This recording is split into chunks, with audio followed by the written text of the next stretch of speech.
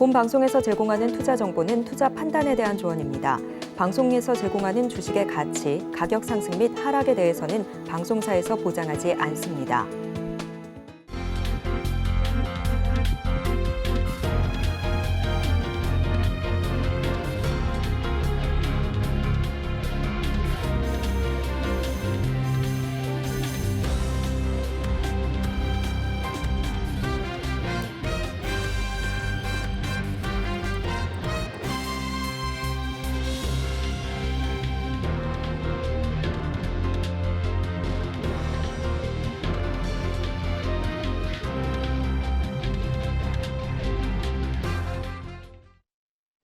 시청자 여러분 안녕하세요. 오늘을 돌아보고 내일을 준비하는 오늘장 내일장 일부 진행의 백선혜입니다. 지난 거래일 뉴욕 증시는 지난 한 주의 하락세를 딛고 반등에 성공했습니다. CPI 지수 발표를 앞두고 있는데요. 더 이상 나빠질 것은 없다라는 분위기가 팽배한 것으로 나타나고 있습니다. 우리 증시도 기분 좋게 커플링이 되는 모양새입니다. 그간의 하락세를 딛고 상승으로 전환이 된 모습입니다. 양대 시장에서는 1%대 강세가 관찰이 되고 있고요. 외국인 투자자들과 기관 투자자들 모두 쌍끌이 매수에 나서주고 있습니다. 또 필라델피아 반도체 지수도 2% 넘게 상승해 주면서 우리 대형 반도체주에도 훈풍이 불고 있습니다. 초복인 오늘입니다. 보양식도 챙겨 드시고 저희 방송과 함께 하시면서 계좌도 건강해지는 하루 보내시기 바랍니다. 본 방송에서 제공해드리는 정보는 투자 판단을 위한 조언일 뿐 해당 주식의 가치와 수익률을 보장하지는 않습니다. 아울러 서울경제TV와 서울경제신문은 당사의 브랜드입니다. 최근 당사를 사칭하는 피해 사례가 늘어나는 만큼 각별히 주의하시기 바랍니다. 또 저희 방송은 유튜브를 통해서도 보실 수 있습니다. 유튜브 검색창에 서울경제TV라고 검색하시면 저희 방송과 함께 하실 수 있으니까요. 실시간으로 댓글 참여도 많이 해주시기 바랍니다. 7월 11일 화요일입니다. 오늘장 내일장 1부는 이 시각 보도본부로 시작하겠습니다. 앞서서 살펴보셨던 헤드라인 중에서 세 가지를 골라서 심층적으로 다뤄보겠습니다. 오늘은 보도국의 민세원 기자와 함께합니다. 어서 오세요. 안녕하세요. 네, 첫 번째 소식부터 알아보겠습니다. 세계 주요국들이 자국의 산업을 보호하기 위해서 각종 규제들을 내걸고 있습니다. 최근 EU에서도 규제를 내걸었다고요?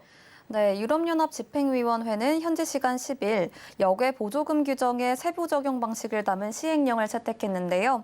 EU에서 기업 결합이나 공공입찰에 참여하려는 외국 기업들은 오는 10월부터 과거에 받은 제3국 보조금을 의무적으로 신고해야 한다는 내용이 골자입니다.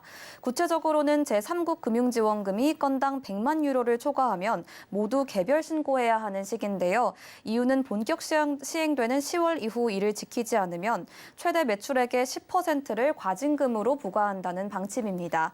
이번 규제도 EU 역내 기업들을 보호하기 위한 조치인데요. 과도한 보조금을 받은 타국가 기업들이 EU 내 기업 인수합병이나 공공입찰에 참여하는 것을 막아 공정 경쟁을 유도한다는 목적입니다. 특히 보조금을 과도하게 수령한 외국 기업이 경쟁을 왜곡한다고 의심되는 경우 직권조사까지도 할 수 있다고 EU 집행위는 강조했습니다. 해외 기업을 겨냥한 만큼 우리 산업계도 타격이 불가피할 것 같은데요. 우리 산업계는 어떻게 대비하고 있나요? 네, 이번 규정이 산업 분야 전반에 광범위하게 적용돼 우리나라 산업계에서도 철저한 대비를 해야 한다는 지적이 나오는데요. 앞서 우리 정부와 산업계는 지난 2월 이행법안 초안에 대한 의견 수렴 기간에 우리 입장을 EU 측에 전달했었습니다. 이번 최종안에 대해 산업부는 기존 초안 대비 우리 정부와 업계 의견이 상당히 반영됐다고 우선 긍정적인 평가를 내놨습니다. 구체적으로는 기업의 자료 제출 범위가 일부 축소됐고 제출 면제 인정 기준도 완화됐다고 설명했습니다. 하지만 시장 왜곡 기준에 대한 가이드라인이 아직 발표되지 않아 아직 조금 더 지켜봐야 한다고 신중한 입장을 전하기도 했는데요. 정부는 오는 14일 온라인 세미나와 기업 설명회를 통해 산업계와 의견을 나누고 이를 바탕으로 EU 측과 협의를 지속할 예정이라고 밝혔습니다. 다음 소식 살펴보겠습니다. 최근 새마을금고 사태로 인해서 부동산 PF에 대한 문제점이 제기가 된 상황입니다. 이런 상황 속에서 증권업계에 관심이 쏠리고 있는데 이 상황이 지금 얼마나 심각한 건가요? 네, 금융업권 내에서도 증권사들의 부동산 PF 연체율은 압도적으로 높은데요. 지난 1분기 말 기준 15.9%로 집계됐습니다. 약 2년 전인 2021년 말과 비교하면 4배가 넘게 급증한 건데요. 현재 4%대의 연체율을 보이는 저축은행보다 눈에 띄게 높은 모습입니다. 신한투자증권은 국내 증권사들의 자기자본 대비 부동산 PF 비중이 작년 말 기준 평균 28.7% 수준이라고 밝혔는데요. 심지어 일부 중소형 증권사들의 부동산 PF 비중은 자기자본의 40%에 육박해 위기의식이 커지고 있습니다. 당장 대비가 필요한 상황 같은데요. 증권가들은 어떤 조치를 취하고 있나요? 네, 꺾이지 않는 높은 금리와 회복세가 불투명한 부동산 시장으로 PF 부실 위험이 확산하고 있어 증권사들은 서둘러 대비책 마련에 나서고 있습니다. 우선 대형 증권사들은 충당금을 적극적으로 쌓고 있습니다. 부동산 PF 자산을 회수하지 못할 가능성에 대비해 대형 증권사 두 곳은 2분기에 대손 충당금 350억 원가량 쌓기로 했습니다. 또 다른 곳은 올 2분기 부동산 PF 신규 충당금만 200억 원 쌓을 예정이라고 밝혔습니다. 여기에 증권사들은 잇따라 컨틴전시 플랜 비상계획도 가동하고 있는데요. 리스크 심사부서와 사전 협의를 의무화하고 기존 투자 사업장의 진행 상황을 주 단위로 점검하는 등 PF 리스크 관리에 총력을 쏟고 있는 모습입니다. 네, 계속해서 긴장의 끈을 놓지 않아야겠습니다. 마지막 소식 살펴보겠습니다. 최근에 알츠하이머 신약인 레켐비가 정식 승인을 받았습니다. 자세한 소식 짚어주시죠. 네, 레켐비는 미국 바이오젠과 일본 에자이가 공동 개발한 알츠하이머 치매 신약인데요. 알츠하이머 환자 뇌에서 비정상 단백질인 아밀로이드 베타를 제거하도록 설계된 항체로 2주에 한 번 정맥 주사로 투약하는 신약입니다. 앞서 현지 시간 6일 레켐비는 미국 식품의약국 FDA에 정식 승인을 받았습니다. 우리나라에도 최근 허가 신청을 냈는데요. 오늘 식품의약품안전처는 일본 에자이가 지난달 레켐비의 품목 허가 신청서를 식약처에 제출했다고 밝혔습니다. 우리나라 알츠하이머 치료제 시장에도 지각 변동이 일어날 것 같은데 어느 정도로 일어날까요? 네, 국내 기업들의 알츠하이머 치료제 개발에도 탄력이 붙고 있는데요. 우선 세포 치료제 개발 기업 NK맥스는 현지 시간 16일부터 네덜란드에서 열리는 미국 알츠하이머 협회 국제 컨퍼런스에서 알츠하이머 증상을 개선하는 세포 치료제 SNK01의 임상 1상 중간 결과를 발표할 예정입니다. 삼성바이오로직스는 2년 뒤 2025년 4월 가동 예정인 송도 제5공장에서 알츠하이머 치료제 신약을 수주해 공급할 예정이라고 밝혔습니다. 퇴행성 뇌질환 신약 개발 기업 아리바이오는 지난달 식약처에 경구용 치매 치료제 후보 물질 AR1001의 글로벌 임상 3상 계획을 신청했습니다. 알츠하이머 치료를 위한 국가 지원도 활발한데요. 과학기술정보통신부는 지난달 제4차 뇌연구 촉진 기본 계획을 확정하고 2027년까지 뇌산업 분야에서 기업 가치 1조 원 규모의 전문 기업 10개를 창출하고 자폐나 치매 등의 주요 뇌질환에서 사용되는 국산 치료제 2종을 확보하기로 했습니다. 네, 오늘의 경제 이슈 살펴봤습니다. 지금까지 보도국의 민세원 기자와 함께했습니다. 오늘 말씀 고맙습니다. 감사합니다. 이어서 오후장 주요 공시를 전해드리는 시간입니다. 스피드 뉴스앤 공시 김혜연 캐스터가 준비하고 있습니다. 스피드 뉴스앤 공시 김혜연입니다. 오늘 우리 시장 모처럼 반가운 상승불을 보여주고 있습니다.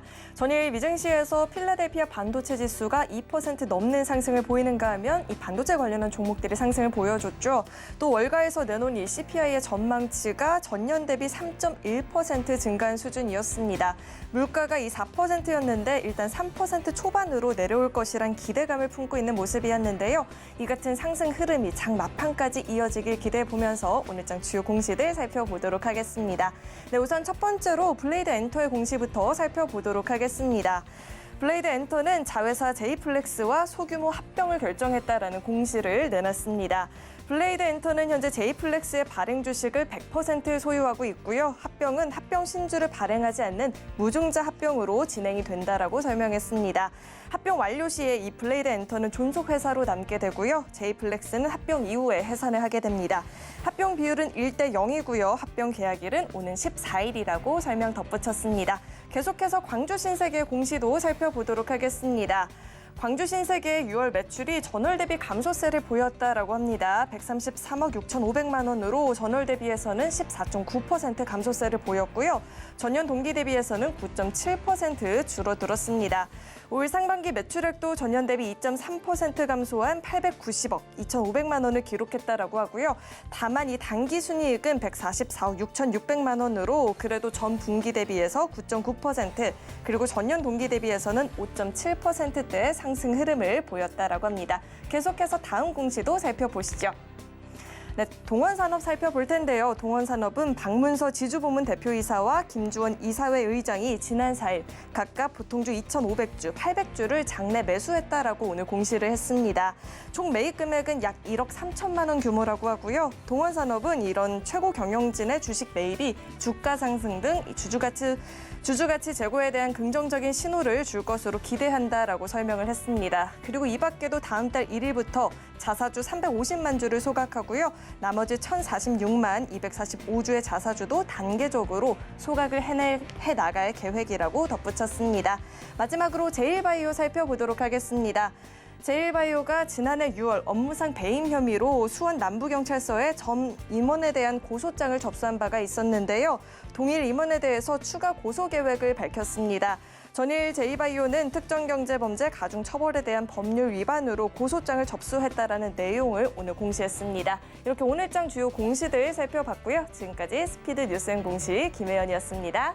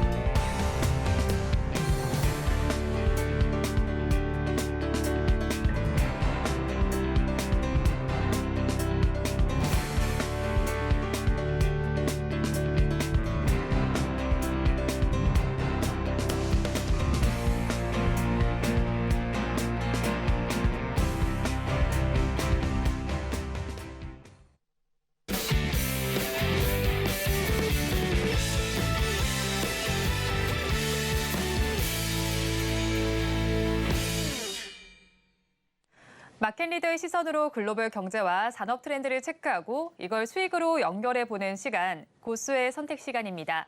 오늘은 미중산업경제연구소의 조용찬 소장과 함께합니다. 어서 오세요. 예, 안녕하십니까. 네, 소장님과 이야기 나눠볼 주제 화면을 통해서 살펴보겠습니다.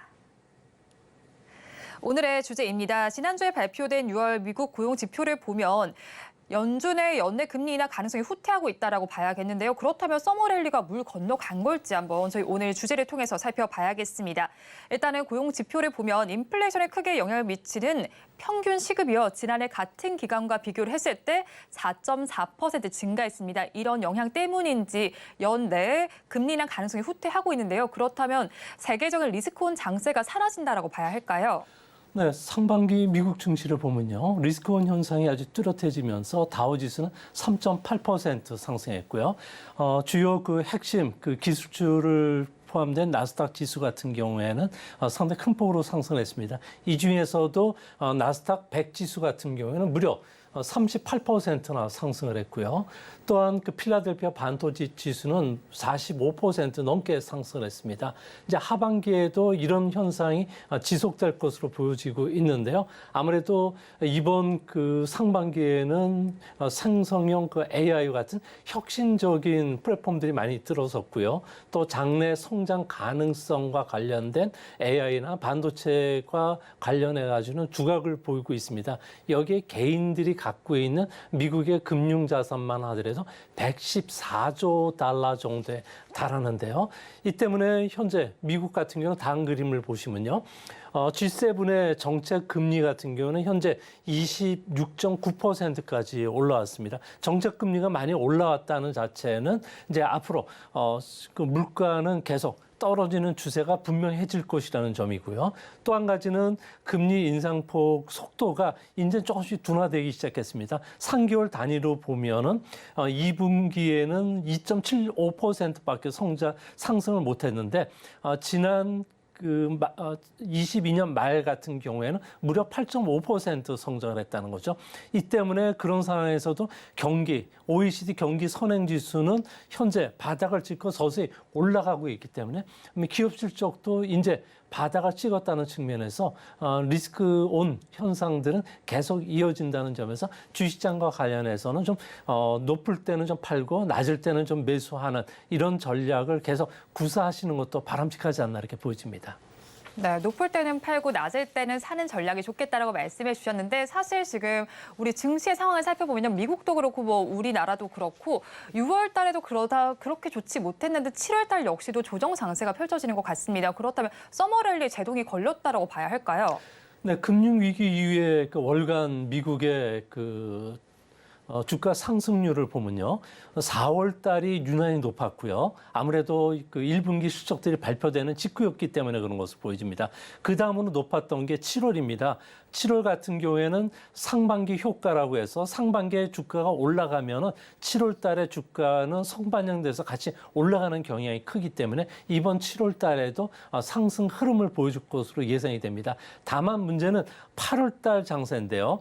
역대적으로 보더라도 8월 달 증시는 5월과 같이 성과가 상당히 안 좋았습니다.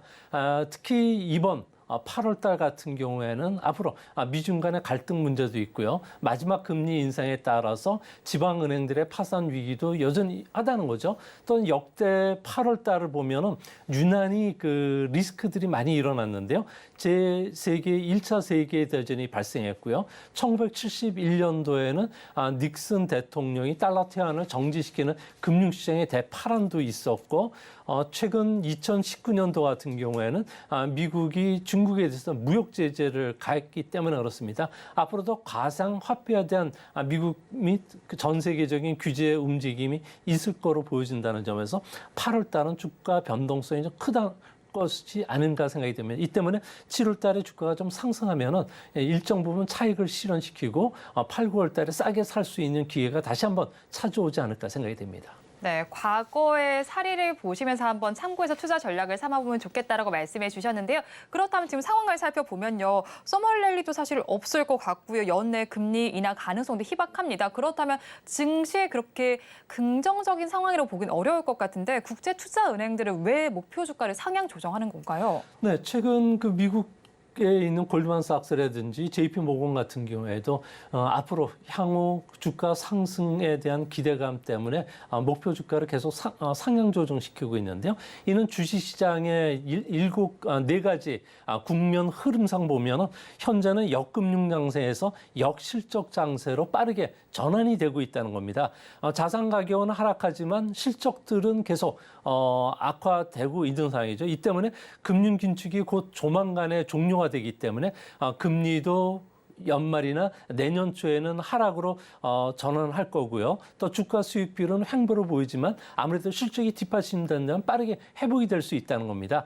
이제 역실적 장세의 투자가들 같은 경우에는 본격적으로 주식 비중을 높이는데요. 아무래도 연말부터 찾아올 금융 장세에 대비하기 위해서 아무래도 좀 그 비중을 높이는 것은 아닌가 보여집니다. 특히 최근 들어서 소비자 심리 지수라든지 또 기업들의 제조업 체감 경기 지수 같은 경우도 회복세가 지금 뚜렷하다는 점, 그리고 올해는 유난히 산타넬레에 대한 기대감이 크다는 점에서 아무래도 저축보다는 투자로의 투자가들의 그 움직임이 좀 빨라질 가능성이 크다는 점에서 연말 장세를 기대해봐도 좋지 않을까 생각이 됩니다. 네, 주식에 대해서 네 가지 순환되는 장세를 설명해 주셨는데 지금 역실적 장세고 연말에는 조금 더 기대해 보면 좋겠다라고 말씀해 주셨어요. 그런데 일단은 이번 주부터 본격적인 기업들의 실적 발표 시즌이 시작이 됐잖아요, 소장님. 그렇다면 일단은 주가 주가에 그래도 영향을 미칠 수 있는 게 실적 모멘텀일 것 같은데 상승할 만한 기업들이 좀 있을지 궁금합니다. 어떻게 좀 볼 수 있을까요? 네, 2분기 실적과 관련해서는 미국에서는 워낙 기대 심리가 낮은 상황이고요. 현재 그 S&P 500의 주당 순이익 증가율을 보면은 좀 붉은 선으로 보여주는 게 이번 분기입니다. 현재는 마이너스 8.7%까지 떨어졌는데요. 이게 이제 바닥을 쳤을 가능성이 크다는 게 이 이후에 보시면은 4분기, 내년 1분기 같은 경우는 상당히 좀 좋아지고 모멘텀이 개선되는 상황이 상당히 뚜렷합니다. 이 때문에 앞으로 경기와 관련된 그 바닥을 찍었다는 신호들이 계속 나오고 이 때문에 그 시간이 지날수록 경기 회복과 또 실적 개선에 대한 신호음들이 들을 가능성이 큰데요. 2000년 1분기에 코로나 쇼크로 인해서 실적이 악화됐지만 이후 2분기부터는 13분기 연속 계속 개선이 됐기 때문에 이번에도 이런 현상이 일어날 가능성이 크다는 겁니다. S&P 500 기업들의 현재 주가 수익 비율은 25배 정도로 상당히 높은 수준이긴 하지만 실적이 받쳐진다면은 아무래도 이 부분들도 상당히 개선될 수 있다는 측면. 최근 들어서 상승용 AI를 비롯해서 하이테크주의 그 모멘텀이 살아나고 있기 때문에 뭐 커뮤니케이션 서비스 같은 경우는 실적이 이제 2분기가 12.4%로 증가세가 뚜렷하다는 점. 그리고 다른 정보 기술주들 같은 경우에도 실적이 마이너스 4.6%로 바닥을 찍는다는 점에서 주시장과 관련된 이번에 증시에서는 좀 호재를 기대해봐도 되지 않을까 생각이 됩니다. 그렇죠. 증시에서 일단은 바닥을 찍고 난 이후를 바라보면 좋겠다라고 조언을 해주셨습니다. 그렇다면 또 중국 소식도 좀 넘어가 보도록 하겠습니다. 지난주였죠. 제닛 옐런 장관이 중국을 방문했습니다. 뭐 게르마늄과 갈륨 수출 통제와 관련된 이슈를 포함해서 여러 가지 현안을 논의했는데 좀 성과가 있었을까요? 네, 그 아무래도 강경한 외교나 안보 라인들보다는 좀 온건한 자넷 앨런 그 미 재무장관에 대한 기대감이 컸고요. 이 때문에 미국에서는 경제 총사령탑들이 회담을 10시간 가까이 가졌습니다. 하지만 가장 핵심적인 부분은 반도체 규제라든지 그리고 중국의 그 갈륨이라든지 게르마늄과 관련된 공급망 통제와 관련해서는 합의 사항을 좀 도출하지는 않은 것으로 지금 이야기가 되고 있는데요. 이번에 가장 중요한 것은 미국 같은 경우에는 디리스킹을 미국이 추진할 수밖에 없다는 이유를 분명히 좀 밝혔습니다. 아무래도 미국 같은 경우에는 자유시장 경제를 중시하고 또 안보 측면에서 중요하다고 생각하는 부분에 대해서는 규제를 가할 수 있다는 점을 설명을 했는데요. 이 때문에 중국이 계속 패권을 추구하거나 신용 대국 관계로 주변국들을 압박할 경우에는 미국도 이에 맞춰서 규제 강도를 높일 것이라는 점을 분명히 지금 밝혔던 것으로 보여집니다. 하지만 뭐 관세나 반도체, 환율 또 디리스킹과 관련해서는 서로의 갈등골이 깊다는 측면에서는 첫 번째 회의에서 모든 것을 이룰 수는 없고요. 다음 2차 또 상무장관 회의에서 구체적인 안들이 좀 논의되지 않을까 생각이 됩니다. 네, 이번 방중에 대해서는 조금 첫 술에 배부를 수는 없다라는 입장을 밝혀주셨는데요. 그렇다면 허리펑 부총리의 경우에도 옐런 재무장관을 만나서 지난 2월에 미국에서 발생했던 사건이죠. 정찰 풍선 사건에 대해서 사과를 했습니다. 미중 관계를 대결에서 대화로 바꾼 이유와 또 신냉전이 해소될지도 궁금한데 소장님의 의견은 어떠실까요? 네, 이번에 그 중국 같은 경우에는 미국 보냈던 정찰 위성에 대해서 사과를 했는데요. 중국 같은 경우에는 보통 진시황 이후에 통치자들 같은 경우는 상대방보다 강하게 보여야지 상대를 굴복시킬 수 있다는 믿음이 확실합니다. 이 때문에 조금 강하게 좀 나갈 건도 있는데요. 하지만 이번에 중국이 의외로 좀 순수히 사과를 했다는 것은 미국과의 관계 개선, 경제 문제에 좀 방점을 두고서 좀 온화한 제스처를 보인 것은 아닌가 생각이 됩니다. 아무래도 디리스킹 작업이 계속이 된다면은 중국에 투자되어 있는 해외 자금들이 유출될 것이고요. 또한 그 해외 기업들의 엑소더스 현상을 막을 수가 없기 때문에 그렇습니다. 특히 중국이 국가 아젠다로 추진하고 있는 뭐 중국 제조 2025라든지 반도체 굴기 또한 군사 강국의 꿈도 실현이 될 수가 없기 때문에 그런데요. 이제 앞으로 미국 같은 경우에는 기술이라든지 그리고 데이터로 둘러싼 대중국 압박 강도를 계속 높일 수 있다는 점, 이뿐만 아니라 뭐 중국도 이거와 관련해서 미국에 항복하지 않을 것이라는 점 때문에 미중 관계는 현재 봄철의 그 살얼음을 걷듯이 상당히 좀 위태로운 상황이 당분간 지속되지 않을까 생각이 됩니다. 그렇죠. 뭐 방중을 했지만 아직까지는 살얼음판 같은 상황이 지속될 것이다라고 말씀해 주셨어요. 그렇다면 미중 관계는 앞으로 봤을 때 관세와 무역에 이어서 반도체를 둘러싼 기술 패권 전쟁으로 좀 확대된다라고 봐야 할까요? 네, 앞으로 그 반도체는 패권 전쟁의 가장 중요한 키워드가 될 것으로 보여지는데요. 이 때문에 중국 같은 경우에는 현재 미국의 그 첨단 장비, 그리고 특히 그 전장 그 장비들 같은 경우에는 중국의 국산화율이 10%밖에 안 된다고 합니다. 나머지는 미국이나 일본, 네덜란드에 의존해야 되는데, 네덜란드 같은 경우는 7나노미터 이하의 그 핵심 장비라고 할 수 있는 EUV, 그리고 일본 같은 경우에는 한 세대 전인 DUV를 공급을 해주는데, 이 장비 없이는 중국이 반도체를 생산할 수가 없다고 합니다. 이런 규제 장벽이 앞으로도 점점 높아질 것으로 보여지고요. 이뿐만 아니라 미국 같은 경우에는 중국이 세계 패권에 도전할 수 없도록 하기 위해서 앞으로 미국 기업들이 만들어낸 클라우드 서비스와 관련된 중국의 접근을 제한시키는 정책, 그리고 엔비디아라든지 AMD의 그 CPU 와 관련해서도 접근할 수 없도록 한다는지, 그리고 엔비디아의 중국을 대상으로 AI 반도체인 A800이나 N800에 대해서도 접근을 좀 불허할 가능성이 크다는 점에서 앞으로 다음 주나 그 다음 주 정도 되면은 반도체와 관련된 종합 규제안이 발표되는데, 이 내용이 포함이 됐을 경우는 미중 관계는 조금 더 악화될 가능성이 크지 않나 이렇게 보여집니다. 네, 그렇죠. 계속해서 지금 갈등이 있을 것으로 보입니다. 미국이 제한을 걸면 중국이 반격을 하고 이렇게 또 반대 상황도 펼쳐질 것 같은데, 그렇다면 중국 기업이 첨단 기술에 접근하는 걸 막는다라고 하셨잖아요. 최종 수출 통제 행정 명령을 준비하고 있다라는 소식도 들려옵니다.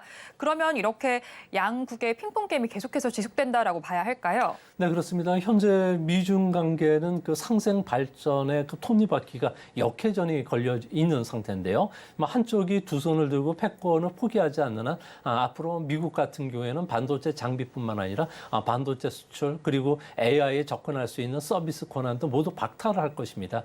여기에 맞춰서 중국도 똑같이 그 소재라든지 중간재 수출을 막을 것으로 보여지는데요. 이 때문에 중국 같은 경우에는 중국 시장에 우리나라를 비롯해서 그러니까 그 미국의 동맹국들에게는 시장을 좀 내주지 않으려는 정책을 쓸 가능성이 크지 않나 보여집니다. 이 때문에 앞으로 4차 산업혁명의 패권의 가장 중요한 반도체와 관련해서는 중국 같은 경우는 제동이 걸리는데요. 현재 와이드밴드 갭 그 반도체를 중심으로 해서 대규모 설비 투자가 들어가지만, 이제 앞으로는 전 세계가 울트라 와이드 밴드갭 투자로 속도를 낼 것으로 보여지는데, 이가 중요한 부분 중에 하나가 본격적으로 6G 통신 시대에 들어가면 국제 표준을 누가 정할 수가 있느냐가 이 반도체가 좌우한다는 거죠. 또 한 가지는 그 5세대 완전 자율주행 자동차를 들어가기 위해서는 자동차에 부착된 센서나 레이더, 외부 통신들을 1초에 100조 번 이상의 연산을 하거나 학습해가지고 이를 명령을 내려줘야 되는 반도체가 필요한 것도 이 부분입니다.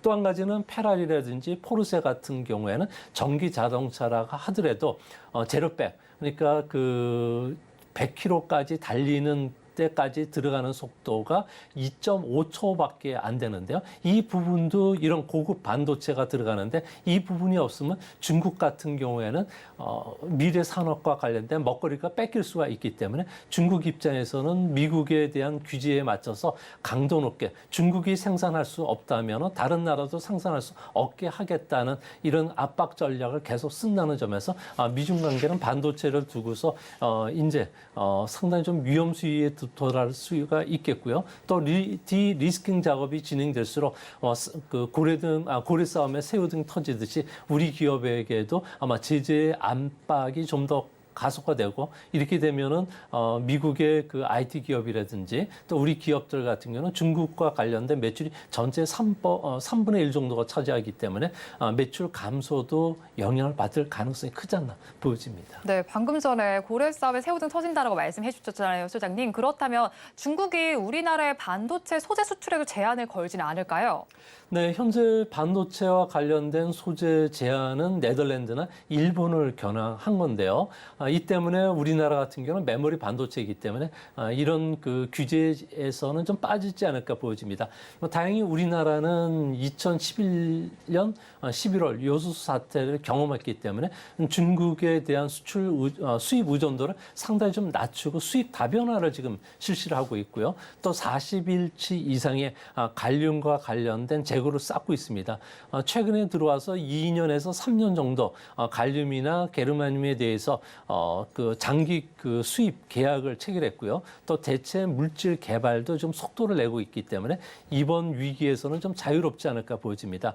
특히 OLED 같은 경우는 갈륨 소재를 쓰고 있지만 현재는 중국 말고도 미국에서 수입을 할 수가 있기 때문에 대체 공급처도 좀 확보되어 있는 상태고요. 또 반도체 공정에 들어가는 가스 같은 경우에도 게르마늄이 아니라 석탄가스 대체 물질도 개발되어 있는 상태입니다. 다만 이번 조치로 인해서 게르마늄 같은 경우에는 1kg에 1,380원 하던 게 1,500원을 좀 넘어가고요. 또 갈륨 같은 경우에도 가격이 뛰기 때문에 이것을 수입하는 우리나라 기업들 또 수입된 가격에 또 아무래도 가격 인상분을 포함시키기 때문에 완성체 반도체 기업들 같은 경우는 수지 타산에 좀 악영향을 미치는 것은 좀 분명하지 않을까 보여집니다. 네, 악영향을 미칠 것은 분명합니다. 좀 제한적일 것으로 보이지만 앞으로의 상황도 예의주시해야겠습니다. 지금까지 미중산업경제연구소의 조용찬 소장과 함께했습니다. 오늘 말씀 고맙습니다.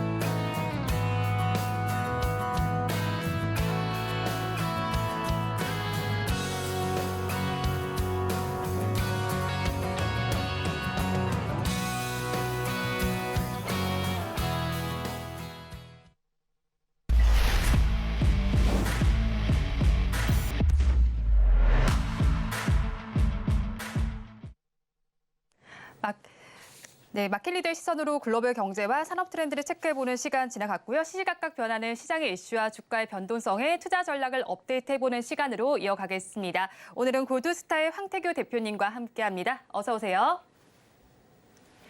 네, 대표님과 이야기 나눠볼 이슈 화면을 통해서 살펴보겠습니다.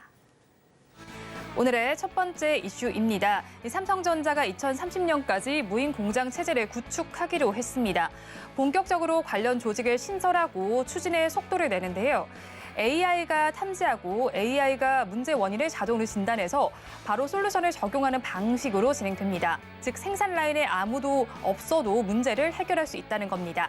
관련해서 오늘 반도체와 DDR5 섹터에서 강세가 관찰되고 있습니다. 자세한 내용 짚어보도록 하겠습니다. 일단은 실적 발표 이후에 삼성전자 그다지 주가에 힘을 내지 못하다가 오늘은 장중에 7만 원대를 회복을 했습니다. 그런 가운데 반도체 업계에 따르면요. 방금 전에 제가 짚어드렸던 뉴스에 따르면 삼성전자가 무인 공장 체제 구축을 한다라고 합니다. 어떤 내용을 담고 있는지 일단 좀 짚어주세요. 네, 일단 무인 공정 체제에 대해서 좀 알아볼 필요가 있을 텐데 그 이전에 이제 로봇 관련주에 대해서 잠깐 말씀드리면 올해 초 같은 경우에는 로봇 관련주의 돌풍이라고 표현을 해도 과하지 않을 만큼 지금 보편화가 좀 되어 있는 그런 상황입니다. 음식점에 가면 뭐 서빙 로봇이 있고 그다음에 뭐 치킨도 튀기고 그다음에 이제 물류 공정화라든지 이런 자동화 시스템이 제조 쪽에도 굉장히 많이 분포가 되어 있는 그런 상황이죠. 거기서 이제 한 단계 더 나갔다라고 보시면 됩니다. 과거에는 단순한 로직에 의해서 공정이 자동으로 되었다면 거기에 플러스 인공지능 AI가 이제 들어가서 실질적으로 자동적으로 이제 모니터링을 하면서 문제가 생겼을 때 거기에 대해서 해결 방안까지 하고 사후 조치까지 할 수 있는 그런 시스템에 대해서 삼성전자는 한 걸음 더 나아갈 수 있었다라고 볼 수 있는데 이러한 부분들을 우리가 지능화된 자율 생산 시스템 오토노머스라고 이제 표현을 하게 됩니다.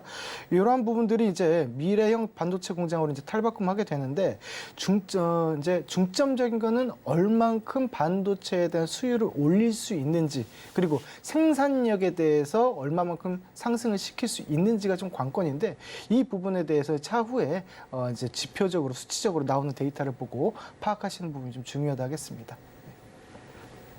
네, 지표적으로 나오는 부분을 한번 체크하면 좋겠다라고 짚어주셨습니다. 그런데 삼성전자의 DS 부문은요, 지난달 말에 에이펙 태스크폰스를 신설했다라고 전해졌습니다. 기존의 자동화 공장을 뛰어넘어서 무인으로 가동하는 미래형 공장이다라고 볼 수가 있겠는데요.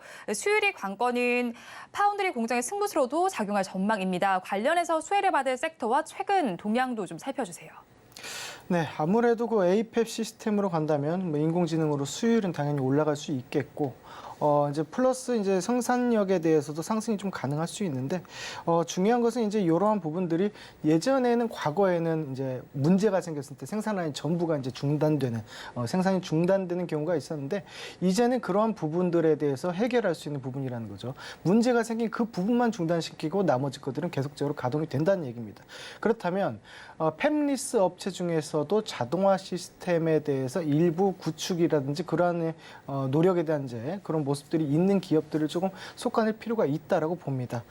그렇게 해서 오늘 사실은 뭐 몇 가지 좀 찾아는 봤습니다만 주가에 대한 변동성은 굉장히 좀 약해 있는 그런 상황이기 때문에 뭐 주가가 뭐 강하게 이 기사로 인해서 강하게 올라갔다라고 표현하기 좀 힘들겠고요. 일단 가능성을 두고 좀 몇 가지 살펴본다면 스마트 팩토리 그리고 반도체 패키징 쪽으로 해서 삼성전자와 협력 관계에 있는 SFA 쪽으로 좀 봐주실 수가 있겠다라고 볼 수 있고 뭐 그 밖에도 뭐 AD 테크놀로지 그다음에 SFA 반도체 등등 몇 가지가 있지만 조금 전에도 말씀드렸다시피 오늘 당장만큼은 상승하는 흐름은 크게 나오지는 않았다라고 표현할 수 있겠습니다.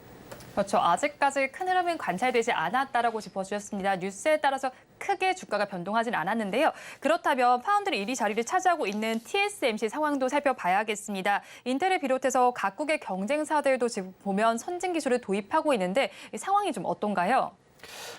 일단 좀 광범위한 질문이기도 한데 네. 그 사실상 이런 생각을 좀 해보면 좋겠습니다. 과거에 얼마 전이라고 좀 표현할 수 있겠는데 3나노 같은 경우도 우리가 TSMC와 삼성의 이제 박빙에 대한 승부가 또 있었고 결국에는 네가 먼저 하냐 내가 먼저 하냐 근데 결론은 같이 거의 큰 시기적인 차이를 두지 않고 이제 동시다발적으로 시작하는 모습들을 볼 수가 있는데 이번에도 역시 그럴 것이라고 보여집니다. 일단 모멘텀적으로는 생성이 된 건 맞다고 봅니다. 미래형 공장을 내세워서 향후 반도체 산업의 미래지향성 산업에 대한 모멘텀은 제공을 했다. 라고 표현할 수 있겠으나 이러한 부분들이 이제 결과적으로 생산성과 수율이 얼마나 지표적으로 수치적으로 잡히는지에 대한 추이 부분을 좀 확인을 나중에는 하셔야 될 부분이고 이제 그 경쟁사로 봤을 때 TSMC라든지 인텔이라든지 향후에 조만간에 제가 봤을 때는 같은 발표를 하고 또다시 경쟁 체제로 돌입을 하지 않을까라고 보기 때문에 이 그 질문에 대해서는 제가 좀 확답을 뭐 이렇다 저렇다라고 향후에 아직 나오지 않은 모습을 두고 확답을 드리긴 좀 힘들 것 같습니다. 그렇죠. 가시화되지 않은 만큼 아직까지 정확한 답을 내리긴 어렵다라고 짚어주셨습니다. 그런 가운데 삼성전자 역시도 주력하고 있는 DDR5가 있죠. 수요가 급증할 것으로 전망이 되고 있습니다. 지난 4월에는 감산을 발표했는데 그런 가운데 DDR4 제품은 감산을 택했지만 차세대 DDR5 공급 물량은 좀 부족한 상황이라고 합니다. 그렇다면 이 사업이 진행 상황은 어떤지 좀 궁금하고 선두에 있는 기업은 어디가 있을까요? 일단 그 반도체 업황 자체도 어차피 이제 침체기에서 회복기로 들어섰고 인공지능에 발맞춰서 HBM과 DDR5 이제 메모리형 반도체 쪽으로도 수요가 급증하고 있는 건 사실입니다. 근데 이 급증에 대한 부분을 가만히 생각해 보면은 과거에 너무 많이 생산을 해놨고 그리고 DDR4에서 DDR5로 올라가면서 4에 대한 부분들이 재고에 대한 소진을 하고 5를 다시 만들어야 되는 그런 상황들이 오기 때문에 결과적으로는 앞으로도 중장기적으로 계속적으로 수요가 있을 것으로는 봅니다. 그 정점에 다다를 때까지는 일단은 성장세를 계속적으로 가속화시킬 거라고는 보는데 이러한 부분에 있어서 글로벌 추세를 좀 확인할 필요가 있습니다. 거대 IT 기업들이라고 포함했을 때 우리가 뭐 IT 기업 뭐 카카오도 있겠고 삼성전자도 있겠고 해외에는 뭐 구글도 있고 애플도 있겠죠.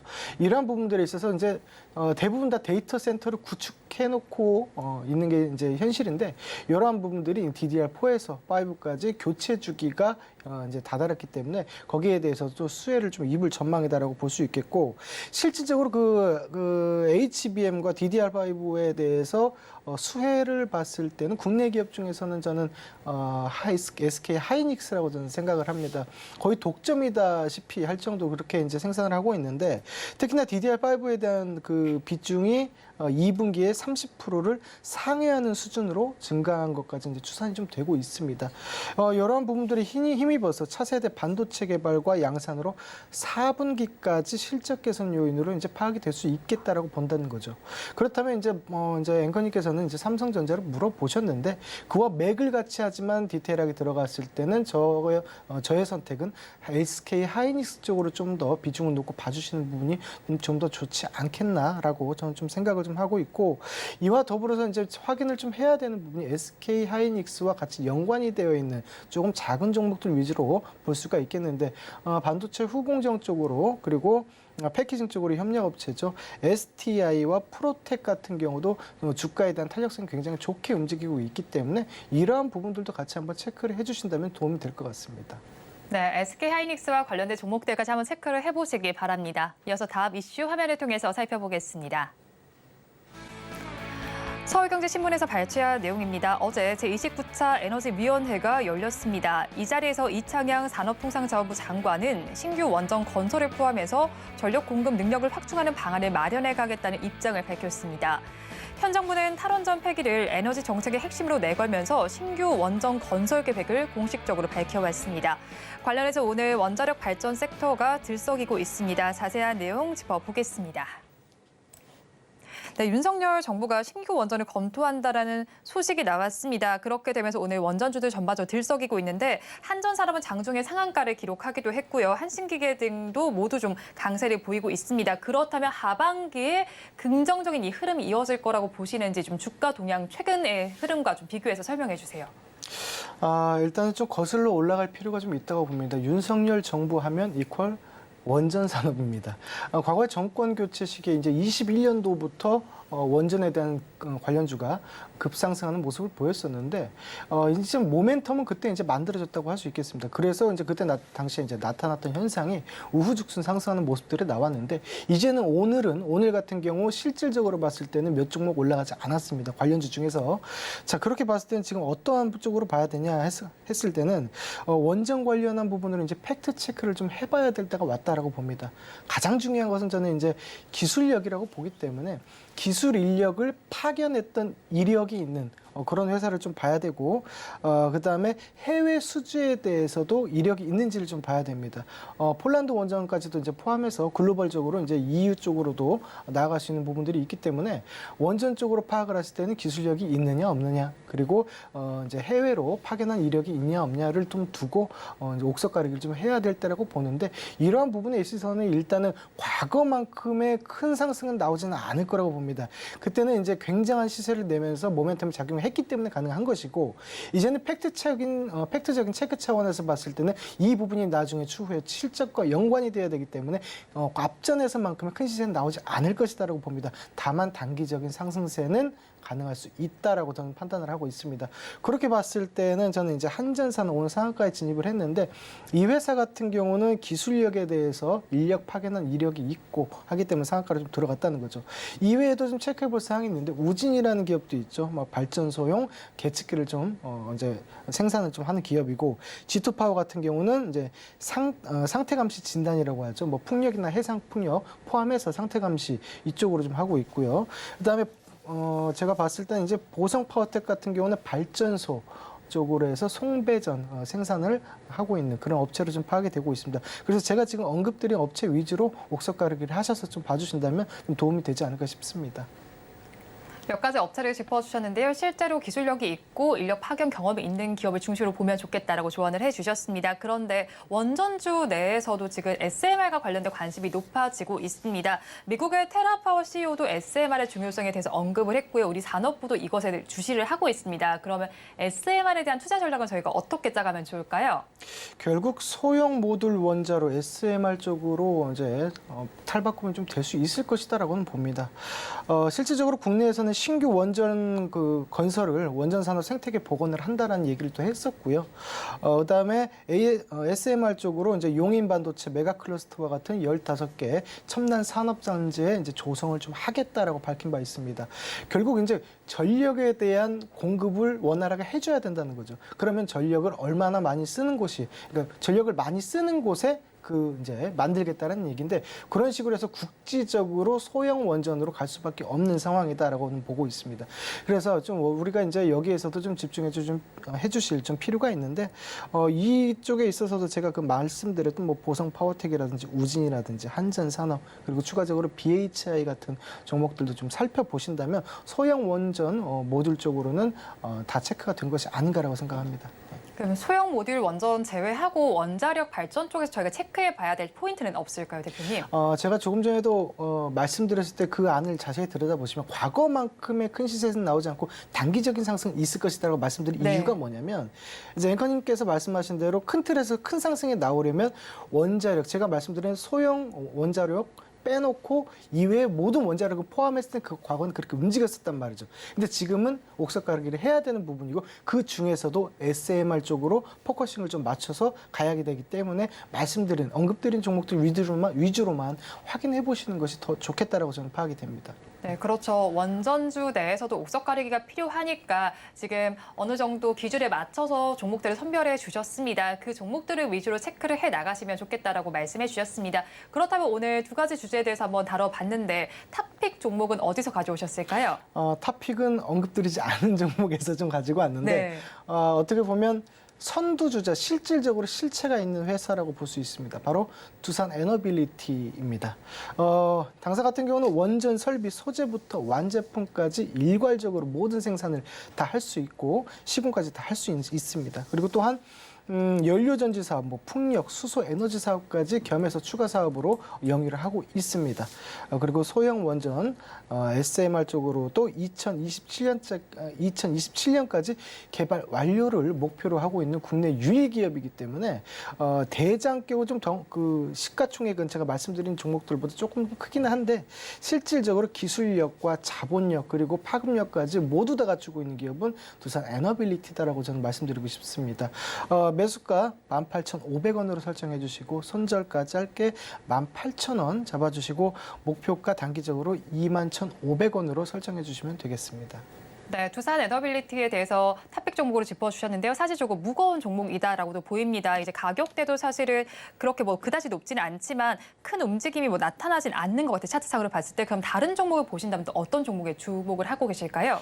다른 쪽으로 이제 좀 액티브하게 움직이는 쪽으로 봤을 때는 저는 우진이라는 종목이 좀 그럴 수 있겠다라고 봅니다. 장중에 오늘 한전산업 같은 경우는 상한가를 갖고, 우진 같은 경우는 시가에서 오늘 사실은 대장격으로 가장 많이 상승을 했었습니다. 하지만 대장은 한전산업 상한가를 가긴 했지만, 우진 같은 경우 지금 물렸다가 시가 재돌파가 나와주면서 양봉으로 좀 변해 있는 상황이기 때문에 장 후반대까지 상한가를 갈 수 있을지 없을지 여부를 한번 확인을 해보시고, 트레이딩에 대한 그런 쪽으로는 한번 접근을 해봐도 되지 않을까 생각을 합니다. 네, 조금 더 가볍게 움직일 종목으로는 우진을 짚어주셨으니까 이것도 투자 의견 한번 참고해 보시기 바랍니다. 지금까지 골드스타의 황태교 대표와 함께했습니다. 오늘 말씀 고맙습니다. 오늘장 내일장 1부 마칠 시간이 됐습니다. 본 방송에서 제공해드리는 정보는 투자 판단을 위한 조언일 뿐 해당 주식의 가치와 수익률을 보장하지는 않습니다. 아울러 서울경제TV와 서울경제신문은 당사의 브랜드입니다. 최근 당사를 사칭하는 피해 사례가 늘어나는 만큼 각별히 주의해 주시기 바랍니다. 1부 준비한 순서는 여기까지고요. 잠시 후 2부에서는 급락하는 종목을 구조하는 종목 SOS 코너와 오늘의 마지막 찬스 종가 베팅 코너가 이어질 예정입니다. 2부까지도 저희 방송과 함께해 주시기 바랍니다. 오늘도 고맙습니다.